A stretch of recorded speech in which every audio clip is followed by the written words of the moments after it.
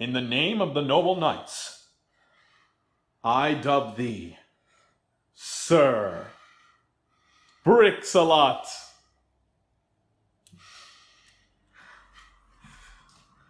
Now, as your first duty, what is the most optimal turn 1 noble knight combo?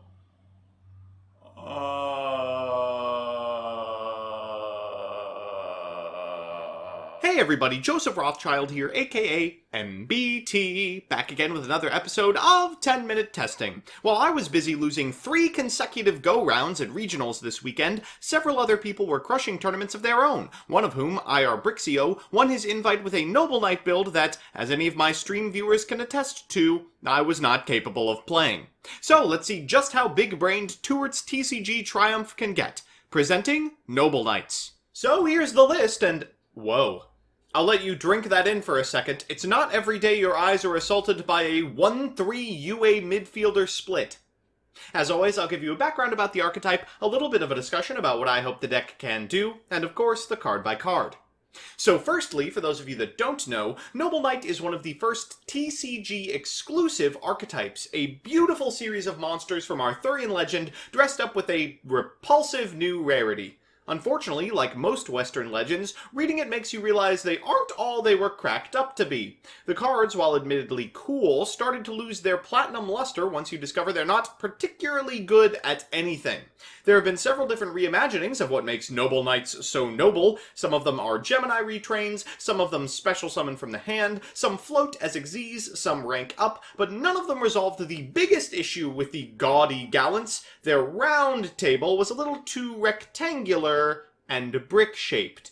Additionally, their payoffs were too few and far between, their board building was completely absent, and their play starters were extremely normal summon reliant. But Clown Gas enthusiast Kevin really liked them, and from the teat of Tuert has trickled wave after wave of support, until finally, they have landed on something playable. This list, brewed by Irbricksceo and representing a record of X2 at his 9-round regional, aims to reconceptualize the normal qualities of Noble Knights by prompting pilots away from broken boards and towards advantage accumulation. Your most powerful first-turn play isn't going to be 7 negates deep, it's going to be a Boar's Search and an Isolde summon. After keeping the gates closed with the assistance of your arms, you'll pop off next turn with a field of floating Xyz until you are swamped with swords and armed to the teeth with attackers. The deck's unmatched grind game, their exceptional recursion, and their adaptable game plan make it a force to be feared, especially against illiterate duelists like myself. So with that, let's get into the card by card. Firstly, our 3-ofs. Remember, we want as many cards that can be special summoned as possible in order to maximize our material for Isolde. We're on 3 Gawain, 3 Medarut, and 3 Cust, followed by our Isolde summons, 3 Boars if we haven't used his effect this turn, and 3 Brothers if we have. After that are our 1 and 2-ofs, 2 Arctorius for Die and our Specialers, 1 Gwalchavad, 1 Distrin, 1 Yvonne, 1 Queen, 1 Ichtar, and 1 Lance. After that are 3 Ash and 1 UA midfielder. Look, he's a warrior, okay? And our spells. For spells, we're on 3 Heritage, 3 Die, 3 Instant Fusion, 3 UA Signing Deal, 3 Twin Twister and Swords of 2 Destiny, 1 Gallatin, 2 Caliburn, 2 Deuter, 1 Clarent, and 1 Excaliburn. After that are 1-ofs of Monster Reborn, Rhoda, and Double or Nothing, which despite playing 60 cards, we keep drawing. Finally, we're on 3 once again, and 3 Brigandine.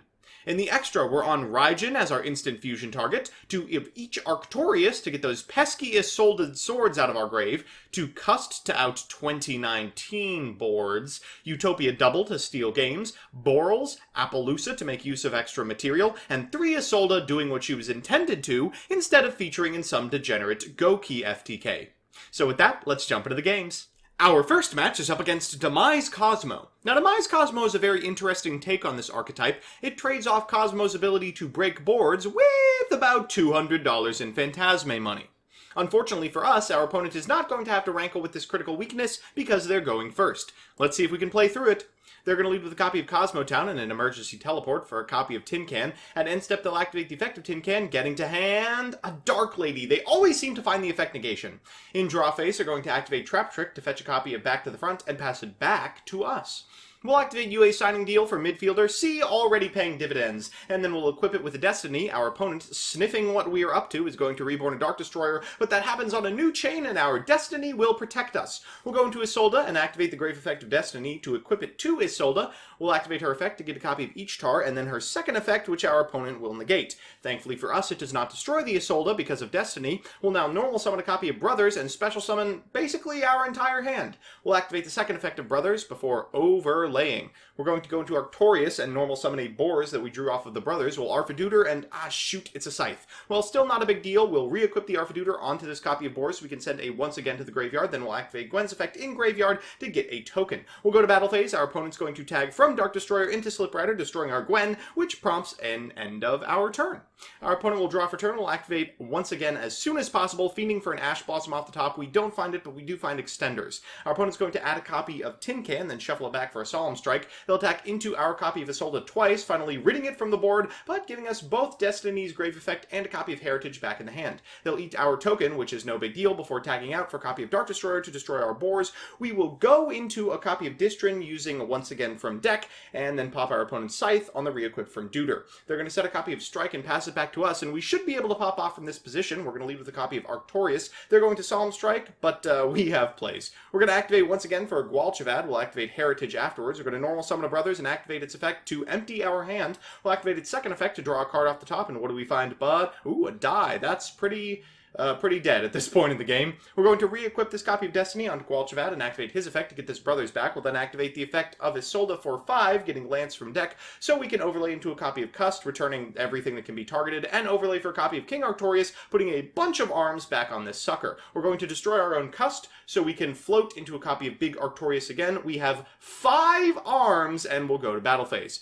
We do get to destroy the Dark Destroyer. They're going to go to a Slip Rider. They'll use Slip Rider to destroy our least important card, and we'll re-equip it. Afterwards, going to destroy the Slip Rider. They'll go into Tin Can, but we have plans. We're going to go into Isolde. We'll float off of both Arctoriuses and re-equip as many swords as possible. We're getting up to a chain 4 just on our own effects. We'll bring back Lance and each tar. We're going to use Lance's effect and then use Caliburn to gain a little bit more life points before reborning a copy of Brothers and drawing. Most importantly, we get to put those Arctoriuses back so we can go into an Arctorius again and prompt our opponent's activation of Tin Can early. They go into a Slip Rider, but that's the end of their turn. We're going to activate each tar's effect, activate Gwen, equip to each tar, and pass it back. For turn, our opponent draws another copy of Cosmotown, and what do we find off our once again but an Ash Blossom? They're going to activate Cosmotown to get back this copy of Dark Destroyer, shuffle it back, and activate a second one, getting back this copy of Dark Lady. They'll shuffle it again, but they don't find what's necessary, and after we ash this copy of card, they will attack and concede. Our second match is up against Guru, and wow, our opponent's hand is stacked. Let's see if we have the tools necessary to play through it, but likely 2 infinite impermanences means we do not. We're going to lead with a copy of Unexpected Die that's going to fetch an Arctorius from hand. Where are your impermanences now? We'll activate Brothers Effect. Our opponent will impermanence. I guess you can be a little fast and loose when you have 2 of them. We'll activate Isolde, which eats the other impermanence, so we will set a Twin Twister and wait.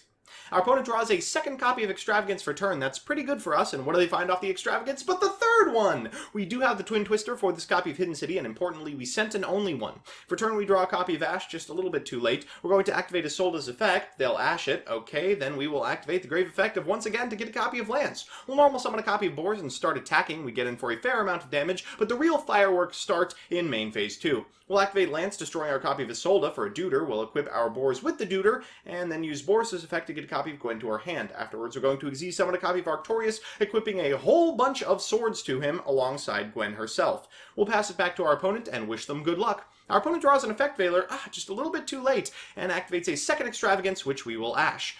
They're going to set a card and activate Necro Valley, which does have applications against us. We draw a card that's meant to make Isolde, but we're kind of past that point in the game. We will use Deuter to destroy our opponent's set monster and get in for 2,000. They're going to activate the final Extravagance as an Upstart Goblin and pass it back to us with 2 cards that do nothing, one of which literally does nothing under Necro Valley. We'll attack directly, our opponent will declare no effect negation, and we'll win. So it's time for game 3, and you know what that means, a best of 3 versus meta. Our opponent's on Thunder, and I don't know how I feel about that. On one hand, I appreciate that we have the Xyz Cust in order to deal with Colossi no problem, but on the other hand, we really need to add cards from our deck to our opener. Our opponent's going first, so I guess we'll find out if we can deal with it. They're going to lead with a copy of Aloof Lupine, banishing a copy of Dark from hand and a Roar from deck. They'll sequence the chain in a way that we can only Ash the Roar, but I will still do so. They're going to add a Hawk to hand, then activate Hawk's effect to bring back Roar and end on a single Colossus. We draw for turn a copy of Heritage and shoot! This hand is looking pretty punkish. We're going to go from midfielder into Arctorius into Isolde, but there's not really a good 4 outside of Boars, and Boars does nothing even if we put a Deuter on him as long as Colossus is on the field. Our opponent's going to normal summon a Denko Sekko. We couldn't even activate the once again. Come on. They're going to go into a Colossus and then fusion a copy of Titan off of a Kanamari attack, destroying our Isolde and moving to battle phase. They'll attack over our copy of Boars with Beat Cop, ugh, talk about insult to injury, before leaving us at 1,000 and passing it back. For turn, we draw another monster we can't summon, we'll activate Heritage just to flex and concede. So it's time for game 2, and I'm currently trying to next level my opponent just a little bit by allowing them to go first. I figure the only way I win this matchup is if they overcommit to a huge board, and then I custom out. Unfortunately, all of my next leveling is for naught, because they've bricked. At the very least, you'll get to see a Solar pass, which always warms the cockles of my cold heart. They'll normal summon a copy of Solar, I'll Ash it. Don't do this, kids. It's terrible. They'll set a card and pass. For turn, we draw a copy of Arctorius. We're going to normal summon a copy of Boars and equip a Caliburn. They will reveal a Dynamiscus. Ooh, which actually ends our turn. Okay, we'll pass it back to our opponent, who rips a sarcophagus off the top for a Dragon Roar. They're going to special summon a copy of Dark and a token before link summoning a summoner. They're going to use Dragon Dark's effect for Hawk, which they will use to bring back the Dark and go into Colossus. Afterwards, they'll use Fusion for Thunder Dragon and a second Fusion for Titan. They're going to activate Thunder Dragon's effect. We will chain Shade Brigandine so they don't get to pop one of our cards, but it allows them to bring back Dynamiscus. They're going to then activate a second copy of Thunder Dragon to pop our remaining set. Ooh, have we lost? Oh my god, wait, 26, 26, 32... Yikes. So we're back with the deck, and it performed admirably. No, dare I say, nobly? Let's do the pros and cons. First, the pros. 1, it is really, really sticky. It's almost impossible to crack their boards, not because they're full of negates, mind you, but because you've got to get through Destiny, then the monster, then the re-equipped Destiny, etc., etc. 2, its turn 3 pop-offs are unmatched. Between Easter, Brothers, and the follow-up Isolde, you're all but guaranteed it can put on a class in Arthurian intent. And 3, it's rewarding.